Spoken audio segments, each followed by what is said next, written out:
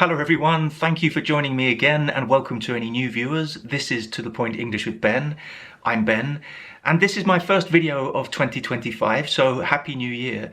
And many of you have probably made New Year's resolutions, and one of the most common and popular resolutions outside of the English-speaking world, outside of the Anglosphere, is to learn English, or perhaps to improve your English or to reach a certain level of English. So in this video I thought I would share 5 tips on how to reach an advanced level of English in 2025. So how to really get to that C1 or C2 level. And my first tip is to be specific. So what do I mean by be specific? Well, it's not enough just to say, this year I'm going to improve my English, or this year I'm going to reach an advanced level, or this year I'm going to pass the CPE Cambridge English exam. No, you need to be more specific in that you need to set out clearly for yourself the steps you need to take to reach that objective, to reach that goal. It's far too vague just to say, I want to improve my English. Imagine if I tell you that I'm going to run a marathon this year. That's my New Year's resolution, I'm going to run a marathon. I can't just go out tomorrow and run a marathon.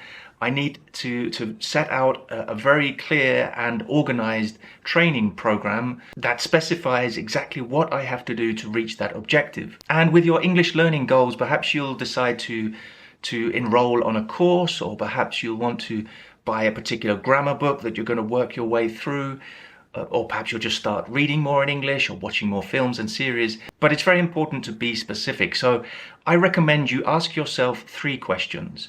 What, when, and why?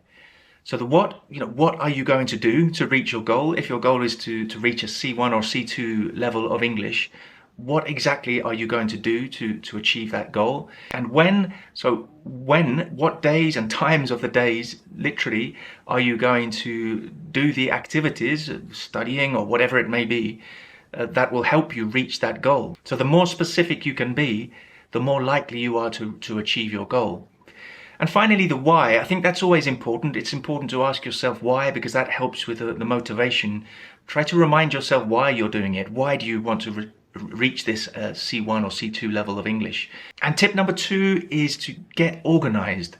Now, this is particularly important in the modern world that we live in. So in 2025, we have more and more resources. We have a plethora of content and information and resources to help us learn English.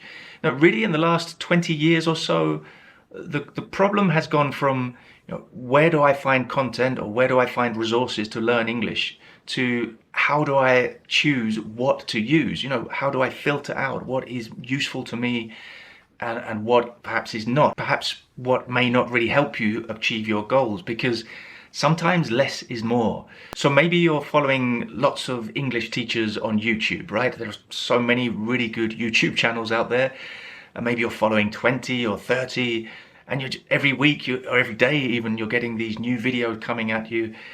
And sometimes it's just too much, isn't it? It's too much to absorb everything. So you need to get organized. You need to choose the YouTube channels, for example, that you prefer, that you think help you the most. You need to be selective. You can't absorb, you don't have time to absorb all the information, all the content that is out there available to us. That goes for podcasts, articles, so many websites. Also with your vocabulary and grammar learning, you should have a dedicated vocabulary notebook. So every time you come across a new word, phrase, or idiom, note it in your vocabulary notebook. And the same with grammar. You may be reading or watching a film and you come across a grammatical structure you think could be useful. Take a note. Maybe you don't have your notebooks with you at that time.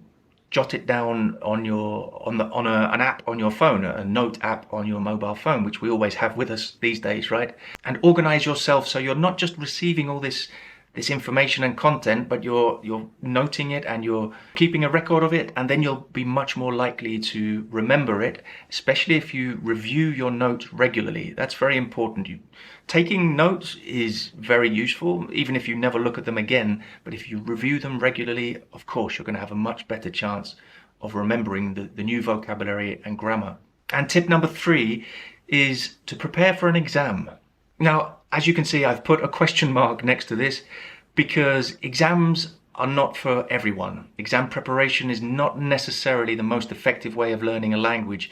In fact, a few years ago, I would have warned against taking exams in order to improve your English level, because it's often more about focusing on the strategy rather than what is really needed to improve your level. However, in the last few years in which I've really been specializing in Cambridge English exam preparations, I've been helping thousands of students prepare for their Cambridge English exams.